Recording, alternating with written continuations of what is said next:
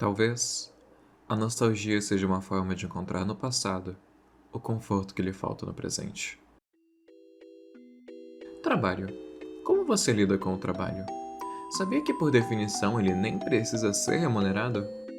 Trabalho é uma atividade feita por um indivíduo a fim de alcançar um objetivo. Trabalho pode ser muitas coisas. Um hobby que te conecte aos seus sentimentos mais íntimos, uma atividade coletiva com foco em caridade, ou uma obrigação chata como um dever escolar. Quando trabalhamos com algo que nos conecta, a cada avanço durante esse processo, podemos sentir isso nos tornar pessoas mais completas, mais satisfeitas com a nossa própria existência. Mas sobreviver exige bem mais que realização pessoal. Por isso, precisamos de um emprego, que ao contrário do trabalho, o emprego sim deve ser remunerado, além da existência de um tipo de contrato. Todo emprego é um trabalho, mas nem todo trabalho é um emprego. O emprego, atividade que utiliza nossa mão de obra, tempo e esforço, nos fornece dinheiro, que convertemos em comida, moradia e outras coisas essenciais para tentar existir com o mínimo de dignidade. E é exatamente isso que eu preciso. Dinheiro. Viver no vazio às vezes é entediante. Por sorte, meus amigos ajudam a diminuir esse tédio. Pelo visto a Leaf vai demorar de novo. Não tem problema. Vocês vão acabar se conhecendo em algum momento. Hã? Tem uma mancha na tela? Poxa, só um segundo, deixa eu limpar isso aqui. Pronto, bem melhor assim. Onde eu tava? Meus amigos. Essa é a Neku-chan. Olhando pra ela por fora, não dá nem pra imaginar o quanto ela é forte por dentro, né? A Neku-chan é minha principal companheira nos momentos de solidão. Ela me apresenta coisas novas, novas pessoas, novos mundos. Costuma ser bem divertido. Mas ela anda doente desde que uma das suas peças estragou. E é por isso que eu tô precisando de dinheiro. Empregos. Ai. Mesmo morta, consigo até sentir calafrios só de lembrar das minhas experiências passadas com essa palavra. Faz tanto tempo que eu não mexo com essas coisas. Me sinto até meio ansiosa. Ok, vamos começar pelo começo. Tem alguma ideia do que eu deveria fazer primeiro para achar um emprego? Um jornal dos anos 90? Isso é uma ideia curiosa. Coincidentemente, me lembro de ter isso em algum lugar. Pizzaria familiar procura segurança para trabalhar no turno da meia-noite às 6 da manhã. Monitorar câmeras, garantir a segurança, blá blá blá. Não se responsabilizam por... Quê? $120 a semana?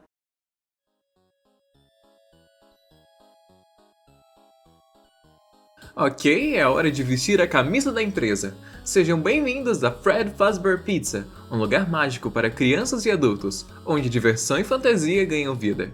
Por aqui vocês serão servidos com muitos mistérios, músicas marcantes, comida até onde seus olhos alcançarem e, claro, a nossa atração principal. Nossos amiguchos animatrônicos de 2 metros de altura, Fred Fazbear e seus amigos. Se tudo isso for novidade pra você, não se assuste. Eu vou te apresentar cada um deles. Bunny, nosso querido coelho roxo. Ou azul, a franquia nunca foi muito consistente com isso. Ele é o guitarrista da turminha, e se você ignorar a falta de sobrancelhas que fazem ele parecer um maníaco, não dá uma vontade de abraçar. Tika, uma galinha apaixonada por pizza e seu cupcake fofucho. Ela é a força feminina do grupo. Representatividade é muito importante para nós, e isso não tem nada a ver com estratégias para atrair o público feminino e lucrar em cima dele. Foxy, nossa raposa pirata, e meu favorito particularmente. A criançada também costuma gostar bastante dele. Só é uma pena dar fora de serviço no momento, mas não se preocupe, você ainda será capaz de ouvi-lo cantar de vez em quando. E por último, mas não menos importante, aquele que carrega o rosto dessa franquia, que dá nome a esse lugar. A estrela principal do show, Freddy Fazbear, o urso marrom. Não tem muito o que falar sobre ele, tipo, ele canta e tals. É complicado. Eu podia jurar que tinha mais um... Mas talvez deva ser coisas da minha cabeça. Apesar de toda diversão, é importante mencionar que aqui também temos regras. Número 1. Não é permitido correr dentro do interior do restaurante. Você pode acabar se machucando feio nisso. Número 2. Não grite. Eu sei que é difícil se conter num lugar tão mágico. Número 3. Fique sempre perto da sua mãe, independente de quantas vezes o coelho amarelo te chama. Número 4. Não machuque ninguém. Número 5. Não toque nos animatrônicos. Na verdade, sempre evite chegar muito perto deles. A gente tá tentando evitar acidentes. Número 6. Não faça cocô no chão. Sério, tem banheiros perto da praça de alimentação. Número 7. E o mais importante, saia antes do escurecer. Ou nós meio que não nos responsabilizamos pela sua vida e de seus entes queridos. E falando em escurecer, já é hora de começar a trabalhar. E esse é meu escritório. Tá, eu sei o que você está pensando. Sim, ele é meio claustrofóbico, parece um pouco abandonado e é quente pra caralho. Se eu desligar esse ventilador eu com toda certeza morro de calor, mas nada que eu não supere por $120. No contrato dizia que alguém ia me instruir pelo telefone. Falando nele. Alô? Alô? Eu queria gravar uma mensagem pra você, pra te ajudar a se situar na sua primeira noite. Na verdade, eu trabalhei nesse escritório antes de você. Eu terminei minha última semana agora, pra ser sincero, então... Eu sei que parece meio desconfortável, mas eu te digo que não tem nada pra se preocupar. Você vai ficar bem. Então, vamos focar em passar da sua primeira semana, tá bom? Vejamos. Primeiro tem uma introdução de boas-vindas da empresa que eu tenho que ler. É um protocolo legal, sabe como é? Bem-vindo a Freddy Fazbear Pizza, um lugar mágico para crianças e adultos, onde a diversão e fantasia ganham vida. Fazbear Entertainment não é responsável por danos à propriedade ou pessoa. Ao descobrir que danos ou mortes ocorreram, um relatório de pessoa desaparecida será arquivado em 90 dias, ou assim que a propriedade e loja forem limpos e desinfetados, e os tapetes foram substituídos, blá blá blá. Isso parece ruim, eu sei, mas não esquenta com nada não. Os animatronics por aqui, eles ficam sim meio estranhos de noite, tá? Mas eu não culpo eles. Se eu fosse forçado a cantar as mesmas músicas ridículas por 20 anos sem receber nada, eu também ficaria irritado de noite. Então lembra, esses carinhas têm um lugar especial no coração das crianças, então vamos ter um pouquinho de respeito, tá bom? Legal. Então fique ciente que os personagens podem perambular por aí. Eles entram num tipo de modo livre de noite. Algo a ver com os servidores impedirem eles de ficarem desligados por muito tempo. Eles também costumavam andar por aí durante o dia, mas aí teve a mordida de 87 e... É impressionante como o corpo humano pode viver sem o lóbulo frontal, sabe? Agora, para sua segurança, o único risco a você como vigia noturno, se é que tem um, é o fato desses personagens, se te verem depois de horas, eles provavelmente não te reconhecerão como pessoa. Eles podem te ver como um endoesqueleto de metal sem a sua fantasia. E já que isso é contra as regras aqui na Freddy Fazbear Pizza, eles podem tentar te colocar dentro de uma roupa de Freddy Fazbear. Isso não seria tão ruim se as fantasias não tivessem cheias de vigas, fios e dispositivos animatrônicos. Especialmente na área facial. Então você pode imaginar que forçar a sua cabeça para dentro de um desses pode causar um desconforto. E Mote, as únicas partes que viriam à luz do dia de novo seriam seus olhos e dentes na frente da máscara. Eles não contam essa parte quando você se inscreve. Mas o primeiro dia é tranquilo, te ligo amanhã, olha as câmeras e lembra de fechar as portas somente se absolutamente necessário. Economiza energia, tá bom? Boa noite. Eu acho que eu esqueci de ler as malditas letrinhas miúdas antes de assinar o contrato. Esses primeiros minutos de jogo são bem atmosféricos. Coisas interessantes são ditas nessa primeira gravação. É mencionada a famosa mordida de 87, temos uma desculpa para os animatrônicos saírem andando durante a noite, e são nos dadas as primeiras pistas de que talvez esse lugar seja gerenciado por um macaco batedor de pratos. O lugar é o maior inimigo da vigilância sanitária, mas vamos apenas fingir que tá tudo bem. Vou só colocar um sorriso no rosto e aguentar até às 6 da manhã. Enfim, se a gente pode ser acidentalmente mortos a qualquer momento, vai ser importante que a gente tenha uma ideia de como se defender. Luzes, portas e câmeras. Essas são nossas únicas armas por aqui. E um pouco de sorte sempre ajuda nessas situações. Para ter uma noção de onde estão os animatrônicos, temos 11 câmeras espalhadas por toda a pizzaria. Palco principal, o prato de alimentação, e eu tenho quase certeza que é crime ter uma câmera apontada para um banheiro desse jeito. No canto da tela, podemos ver as horas e em que noite estamos. Do outro lado fica a energia restante. Cada quadradinho ela usa mais energia, o que significa que ela vai sendo consumida mais rápido. E sim, fechar portas, acender as luzes e até usar as câmeras consome energia. Então, nada de fazer tudo ao mesmo tempo, a menos que seja necessário. Temos que aprender a gerenciar nossa energia. Lemos as regras? Não deve ser nada saudável ficar aqui no escuro com essas coisas. Fora que a porra das portas abre por sei lá que motivo. Acabei falando tanto que nem vi a noite passar. E assim termina a nossa primeira noite. Tranquila, né? Na verdade foram 8 minutos e meio de puro tédio. Esperamos que isso seja diferente amanhã.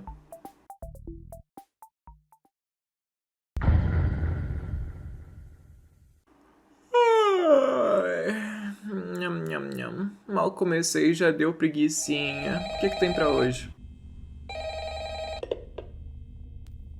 Alô? Alô? Bom, se você tá ouvindo, você chegou na segunda noite, parabéns. Eu não vou falar tanto dessa vez, tá? Já que o Fred e os seus amigos, eles ficam mais ativos ao longo da semana. Pode ser uma boa espiar as câmeras enquanto eu falo, só pra garantir que tá todo mundo no seu lugar. O que é mais curioso é que o próprio Fred não sai muito do palco.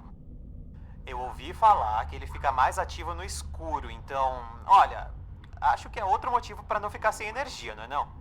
Eu também quero enfatizar a importância de usar as luzes das suas portas. Existem pontos cegos nas suas câmeras, tá? E acontece que esses pontos cegos são bem do lado de fora das suas portas. Então, se você não estiver vendo algo ou alguém nas câmeras, lembra de checar as luzes das portas. Você pode ter só alguns segundos para reagir. Não que você esteja em perigo, é claro. Eu não tô insinuando isso, não. E outra coisa, checa a cortina do Covil do Pirata de tempos em tempos. O personagem ali é único e fica mais ativo quando as câmeras ficam desligadas por longos períodos. Acho que ele não gosta de ser vigiado, eu sei lá. Mas enfim, eu tenho certeza de que você tem tudo sob controle, tá? A gente se fala. Certo, hora de conhecer um pouco mais sobre nossos amigos metálicos. FNAF não é exatamente difícil. Como qualquer point and click, ele só é babaca. Ele não tem puzzles convencionais como de costume do gênero. Mesmo assim, você ainda vai travar em alguma parte do gameplay porque o jogo se recusa a te dar alguma dica decente. Falando em dicas, essa é a função do Funny Guy, sabe? O cara das gravações. O problema é que ele é péssimo nisso. O trabalho dele é contar de forma sutil um pouco da história e dar algumas dicas das mecânicas. Como ele não faz isso, te sobra aprender sozinho ou procurar em alguma wiki. Mas relaxa que eu vou te ajudar com isso. Aqui vai o... Guia Supremo não oficial de sobrevivência numa pizzaria assombrada por animatrônicos assombrados por alma de crianças assombrosas. Não coube na tela. Bonnie, você é um roqueiro raiz. Ele é meio progressista, e reconhecendo todas as horas de trabalho não remunerado, ele passa a noite inteira tentando falar com o RH da pizzaria. Mas como só tem você trabalhando nessas horas, é pra você que sobra esse BO. Por isso ele vem sempre pela esquerda. Chica, por ser uma americana conservadora, típica de ter Karen no nome, ela se vê profundamente revoltada de estar presa dentro da pizzaria, mesmo sendo uma americana livre. Por isso ela decide reclamar com o guarda noturno, mas para evitar trombar o comunista do Bonnie, ela sempre vem pela direita. Lidar com eles é bem fácil. Se você não vê eles na câmera ou acabar escutando passos pesados perto de você, acenda as luzes da porta. Se alguém estiver lá, basta fechar a porta e em alguns segundos eles vão embora. Foxy. Por ser um cantor nato, a pira dele é ficar treinando novas cantigas piratas. Ele fica animadão quando termina mais uma cantiga chiclete. Aí depois fica querendo mostrar isso pra todo mundo pra tentar ganhar algum tipo de validação. Então, se ele não estiver na Pirate Cove, você já pode ter uma ideia de para onde ele tá indo. Inclusive, você pode ver ele correndo pela câmera A2. Isso até acelera a IA dele. Assim fica até mais fácil de ter uma noção de quando é pra poder fechar a porta. E caso ele não consiga te mostrar a sua canção, isso se você fechar a porta a tempo, ele fica tão chateado que rouba um pedaço da sua energia. Lembrando que ele vai roubar ainda mais energia da próxima vez que bater na sua porta. Para evitar que ele venha até sua porta, apenas abra qualquer câmera. Isso vai travar o Foxy por alguns segundos, então se lembre de olhar as câmeras periodicamente. E quanto ao Freddy, é aqui que as coisas começam a ficar meio babaca. Sem te dar nenhuma dica, o jogo espera que você aprenda sozinho que ao olhar a câmera que o Fred está, ele para de se mover. E até lá você vai morrer por infinitas tentativas ou só ter a sorte dele não se mexer e tu passar a noite. É simplesmente ridículo. Sabendo dessas coisas, você só vai precisar gerenciar a energia e olhar a única câmera que o Fred dá. Duas pequenas observações. Primeiro, o som realmente ajuda muito a economizar energia.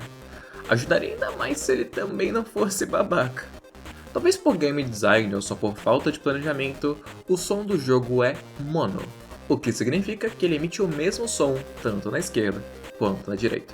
Diferente de um som estéreo, que tem a capacidade de alternar entre os dois lados. Não saber se é a Chica ou se é o Bonnie se aproximando é um problema, então olhe as duas portas para ter certeza.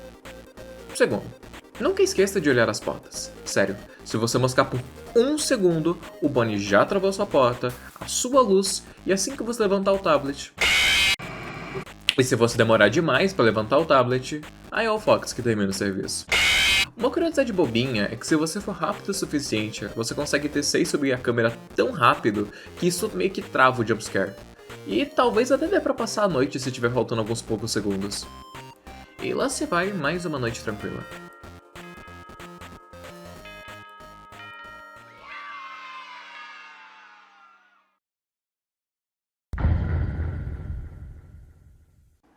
Meio de semana é sempre um porre. Tu tá cansado do serviço e ainda faltam mais 2 dias.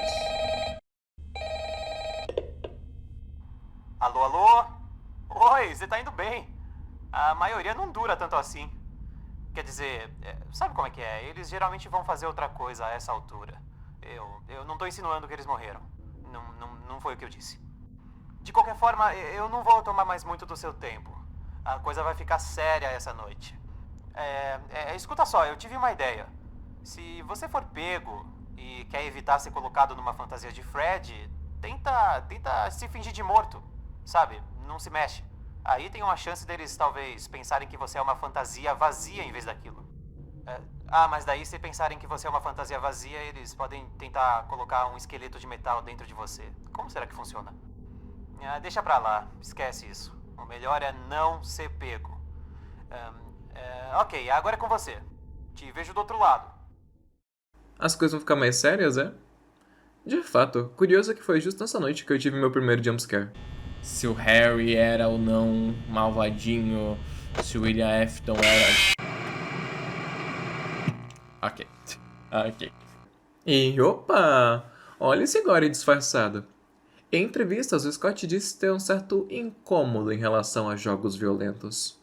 Nenhuma surpresa, ele fazia jogos e animações cristãs antes de FNAF. Então até soa engraçado que, mesmo não sendo de fazer conteúdo gráfico, ele brinca com uns conceitos pra lá de perturbadores. Daqui pra frente, é bom que você tenha aprendido a otimizar o uso da energia ao máximo, acender as luzes só quando precisa e olhar só as câmeras necessárias. No caso, a câmera que o Fred tá. O que é uma pena. Essas câmeras são uma parte marcante de FNAF. Five Nights at Freddy's peca em muitos quesitos técnicos, porém algo que o primeiro jogo não deixa a desejar em sua atmosfera. Seja os sons ambientes ou seus visuais, tudo aqui é perfeito na proposta de te causar incômodo com coisas que deveriam ser tão banais em contextos normais. FNAF nunca foi sobre ter monstros assustadores perseguindo você. Na verdade, os animatrônicos de FNAF até se parecem com brinquedos. Pois eles são robôs em formas de brinquedo. Isso se você comparar com as aberrações que eram os animatrônicos de verdade da época. Mas é aqui que tá o verdadeiro terror dessa franquia. Esses animatrônicos bonitinhos só se tornam assustadores quando são colocados em contextos assustadores. E é aqui que o Scott brilha com os ângulos de câmera e iluminação. É a junção desses elementos que te causa medo, junto à sua completa impotência preso dentro dessa sala minúscula. Isso te deixa tenso e cria a antecipação perfeita para o jumpscare ou para o alívio de passar a noite. Dá pra sentir o carinho no planejamento desse jogo apenas olhando as 11 câmeras espalhadas pela pizzaria. Tudo o que seria preciso para um restaurante funcionar está aqui, modelado e renderizado com muito cuidado e carinho. Até a salinha da limpeza está presente. Detalhes que infelizmente somem no decorrer da franquia. Sim, eu tô olhando pra você, FNAF 2. Ter uma pizzaria sem cozinha é de fuder. A essa altura, falar que FNAF é pré-renderizado não é nenhuma novidade para quem já é da comunidade. Mas caso você não saiba, a engine que o Scott usa, a Clickit Infusion, não consegue trabalhar com modelos 3D, com polígonos e tal.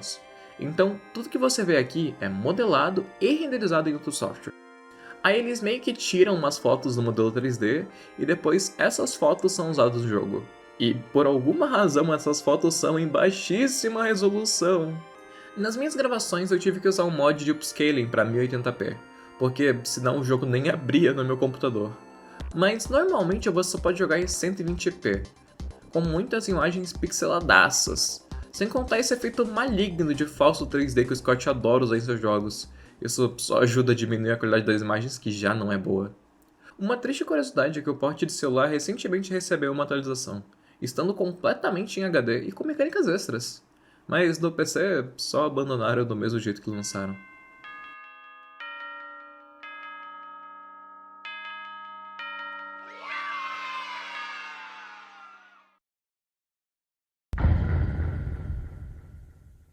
Vejamos que comentários precisos o Sr. Funny Guy tem pra nós essa noite.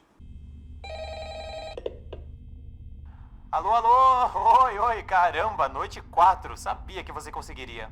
Olha, eu posso não estar aqui pra te mandar uma mensagem amanhã. Foi uma noite horrível aqui pra mim. Eu meio que tô feliz de ter gravado as mensagens pra você. Bom, quando eu gravei. Me faz um favor. Uma hora dessas, será que você pode checar dentro das fantasias da sala dos fundos? Eu vou tentar segurar até alguém checar. Talvez não seja tão ruim. Eu sempre quis saber o que tem por trás das cabeças vazias. Ali atrás, sabe? Ah, não.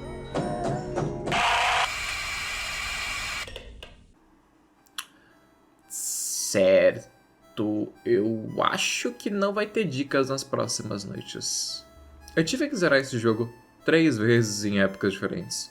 E é sempre por aqui que as coisas começam a ficar mais complicadas de verdade. Como o jogo é cheio de mecânicas nada intuitivas, aqui começa a minha aventura para além do jogo, adentrando as wikis e toda a comunidade de FNAF.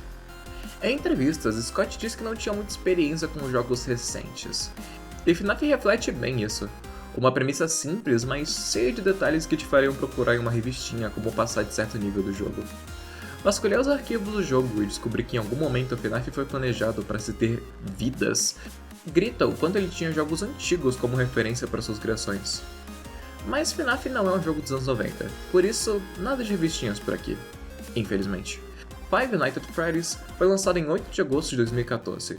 Uma época onde a internet ainda buscava unir pessoas e disponibilizar informações. E não teria época melhor para o lançamento desse jogo.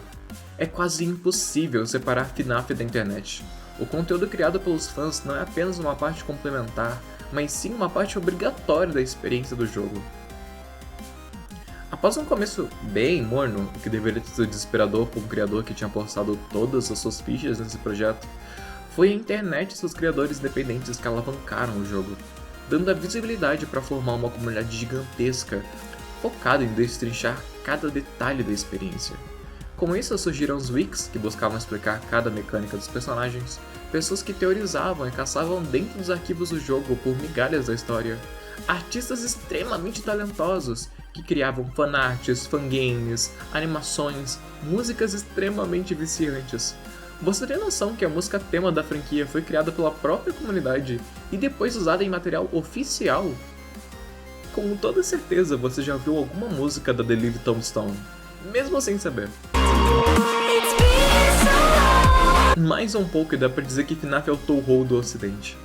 10 anos depois, e a comunidade segue aqui, teorizando, compondo, criando, mesmo com os altos e baixos da franquia.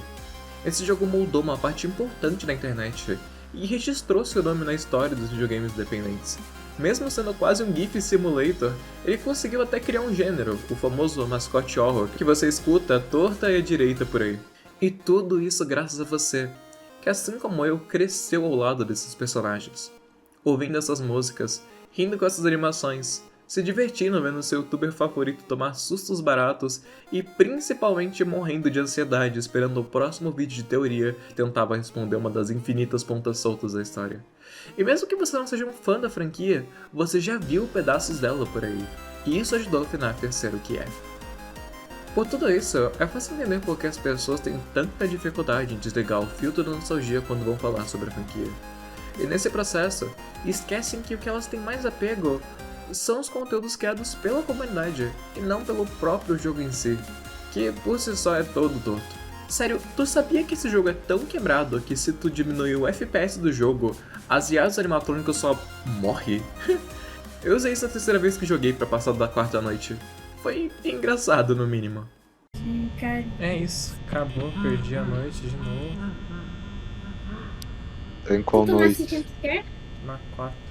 Não, é que eu tenho 6 de bateria e acabou de virar 5 da manhã. Não, Não, você sei lá. consegue. Olha o Segue. Fox vindo. Se, o Phelps conseguiria, cara. Senão vai ser pior. que o Calma aí, Phelps. eu sei como passar essa noite.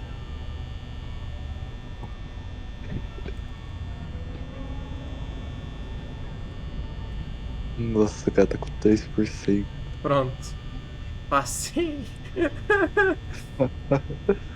Tá desse cara, mano. O jogo tá rodando a 2 FPS nesse momento. Oh, esse é um rato Meu aí. Deus, por que tá tão travado, mano? Eu limitei o FPS. Mano, você tá com 1%. Oh, mas é um rato, hein, cara, mano. 0%. Por que você limitou o FPS? Acho que o FPS, acho que o Ninja que é mais é rápido. Então, né, que otário. Mano, eu quero ver as fotos do Freddy se atacando. Vamos ver os dois. Cara, será que ele consegue fazer meme? Porque ele tá tentando. Ó, frame. 2 frames. Nem fudendo. Maldito. Porra! É nóis, caralho! Nem fudendo. O jeitinho. Nossa, chitou. Chitou pra passar a noite. David Jones ficaria chateado com isso. E aí chegamos até aqui. 5 noites com o Fred e sua turma. Depois de ler as wikis com as mecânicas dos animatrônicos, não resta muito para falar sobre o gameplay. Na Steam, ele é classificado como um simulador. E no geral, ele simula muito bem o sentimento de trabalhar em um emprego merda, onde você passa a maior parte do tempo com tédio, implorando pra virar a hora de ir pra casa. Jogar FNAF hoje em dia é chato. A atmosfera é legal, mas ela se mantém nos primeiros minutos, e depois o que resta é um gameplay de 8 minutos e meio pra cada noite que nem é tão divertido assim. Mas né, falar sobre FNAF nunca é falar sobre gameplay. FNAF sempre tem um assunto que grita mais do que qualquer outra característica do próprio jogo. Agora é hora de tirar uma pedra do sapato. A história de Five Nights at Freddy's. Não importa. Sério, ela não importa. Parece absurdo, não? Uma franquia que gira em torno de teorias e investigações, que parece ter uma história rica e cheia de detalhes, não se importa com a sua própria história. Em entrevistas, o Scott diz ter feito uma história propositalmente aberta, com pontas soltas de propósito. Assim, caso o jogo desse certo, ele poderia continuar fazendo sequências que completariam a história inicial. E é uma ideia genial! Se não fosse executada de forma tão burra. Nesses 10 anos de existência da franquia, muita coisa foi criada. São mais de 10 jogos da série principal, vários spin-offs jogados pela internet, 3 livros contando uma história independente em uma realidade paralela, vários livros de contos com suas próprias timelines, guias que jogam pistas aleatórias da história, quadrinhos que adaptam os livros, que são bem mal desenhados por sinal, 2 filmes que têm uma história independente e que são planejados para serem uma trilogia, e ainda tem teaser de jogo novo que foi anunciado e não deu as caras até agora. Com esse tamanho, não é surpresa nenhuma que a história dessa porra seja uma bagunça. Scott nunca se comprometeu com a sua própria escrita. A estratégia de criar lacunas na história para responder depois só criava uma concha de retalhos que mal conseguem se segurar. Detalhes importantes eram esquecidos ou ressignificados de maneira abstrata.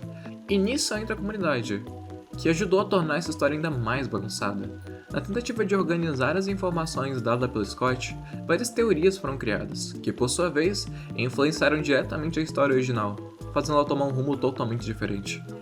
Fora cada adaptação que não consegue se comprometer em ser algo original, querendo contar a sua própria história, mas sendo obrigado a responder perguntas da história principal. Isso só ajuda a deixar a comunidade ainda mais confusa. A quantidade de pessoas que não conseguem entender o filme de FNAF porque espera que ele responda a timeline principal é preocupante, no mínimo. Scott entendeu que deixar a comunidade trabalhar em seu lugar fazia a comunidade ficar mais engajada, indo atrás das revistinhas que ajudavam elas a ir para o próximo nível da história. E ok, mesmo que esteja uma bagunça, até seria divertido uma experiência com uma história aberta que deixasse a própria comunidade brincar de completar essas lacunas.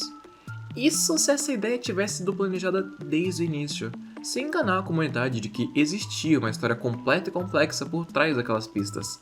Sendo que, na verdade, a única história que existia eram aquelas pistas, o que criou um monstro dentro da própria comunidade, os defensores do que era canônico ou não dentro da história. Com isso, acaba sendo desanimador brincar de completar a história se você não fizer o que os defensores do canônico acreditam estar certo. Isso faz a própria comunidade se dividir por algo tão bobo e mal planejado. Scott Calton parecia não saber o que fazer com a sua história, criando mais pontas soltas no lugar de amarrar as milhares de pontas passadas. E eu não vou nem entrar em detalhes com quão frustrante é o nível de desrespeito que os novos jogos vêm tendo com a comunidade nesse sentido. Security Breach é um péssimo jogo, totalmente fora da premissa de FNAF, e Secret of the Mimic é o tapa na cara mais gratuito e desnecessário que uma comunidade poderia receber. Brincar com a comunidade assim só é burro, desrespeitoso com as pessoas que amam todo esse universo. É como se eles tivessem perdido a noção de que sem a comunidade, FNAF não seria nada do que é hoje. Mas, né? Esperar a lógica da nova direção da franquia é tipo esperar sentido em ver uma comunidade completamente composta por pessoas LGBT apoiando um criador que, além de transfóbico, vota em presidentes que estão contra a existência das pessoas da própria comunidade. Complicado, rapaz.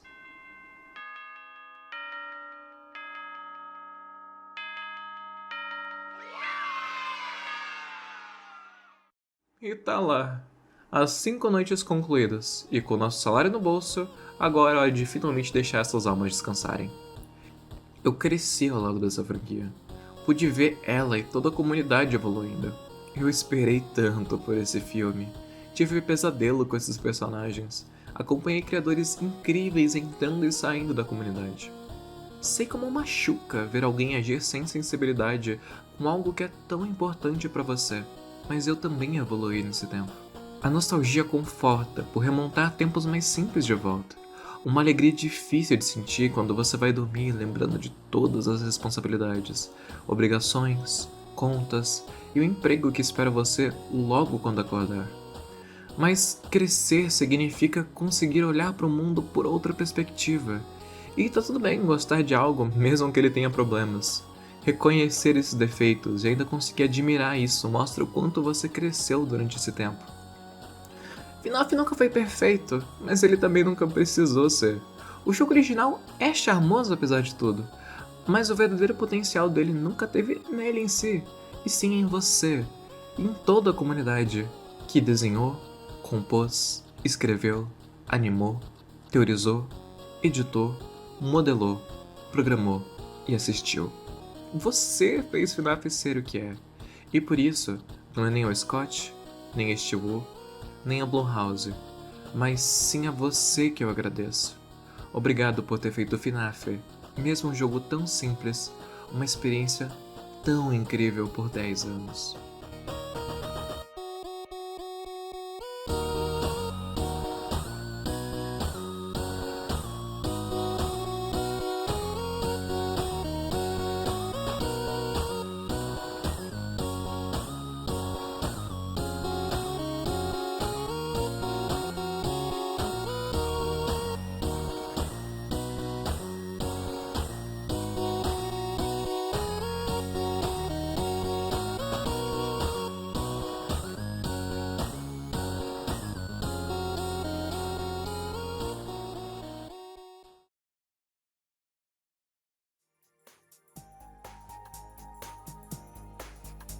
Ai, que semana cansativa.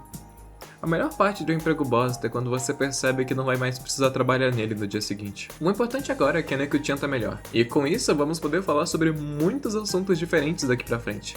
Mas essa conversa ainda não terminou. Eu dei a minha visão sobre um pedaço dessa franquia, que ainda tenho muito carinho apesar de tudo. E agora quero saber a sua. Suas experiências, suas lembranças e o quanto você evoluiu durante esses 10 anos. E se existe alguma outra experiência mal feitinha que você ainda consegue encontrar motivos pra gostar. Ah, eu quase ia me esquecendo. Antes de sair eu meio que peguei emprestado uma conquistinha pra gente colocar na nossa estante. Enfim, eu tô extremamente cansado depois dessa semana de trabalho. Não morrer mesmo depois de mata cansa. Te vejo na nossa próxima conversa? E até lá, o que você anda plantando?